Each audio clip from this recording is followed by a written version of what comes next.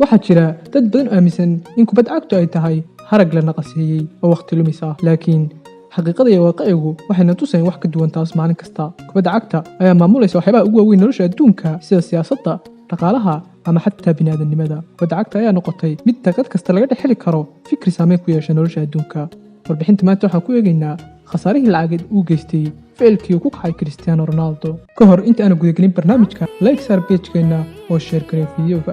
Sidoo kale nala noqo saaxiib dhow si aad u hesho macluumaad fara badan. Waxaa hoos u dhac weyn ku yimi maalinnimadii Talaadada saamiyada shirkadda cabitaanka fudud ee ay siidha Coca-Cola sabab la xiriira habdhaqankii Cristiano Ronaldo weeraryahanka reer Portugal. Gooldhaliyaha taariikhiga ah ee horyaalada Yurub wuxuu goobjoog ka ahaa shirkii jaraa'id ee waddankiisa Isniintii ka hor inta aysan la kulmin Hungary wareegga koowaad ee tartamada Euro 2020. Wuxuuna hortiisa ka qaaday 2 dhalo oo ah Coca-Cola cabitaanka fudud ee ay siidha, wuxuuna ku bedelay dhalo biyo ah. Wuxuuna u sheegay kamarooyinka, anigu waxaan cabbaa biyaha keliya.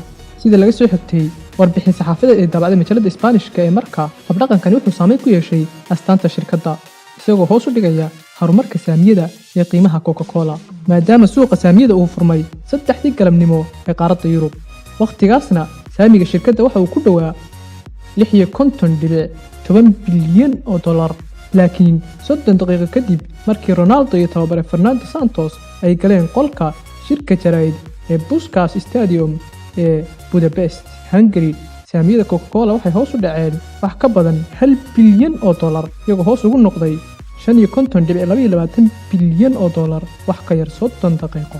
Warbixinta ayaa intaa ku dartay in habdhaqankii Cristiano Ronaldo uu sababay hoos u dhac aad u weyn oo ah 1.6% shirkadda suuqyada saamiyada marka laga hadlo dhaqaalaha shirkadda. Coca-Cola wuxuuna ku soo degay 242 bilyan oo dollar, wuxuuna u degay 238 bilyan oo dollar. Wadarta khasaaraha guud waxay noqonaysaa 4 bilyan oo dollar. Xidiga reer Portugal ayaa 2 gool ka dhaliyay kulankii Hungary daqiiqadii ugu dambeeyay galabnimadii shalay, waqti xulkiisa Portugal uu 3-0 kaga adkaaday Hungary, isagoo noqday ciyaaryahanka ugu goolasha badan taariikhda qaramada qaaradda Yurub.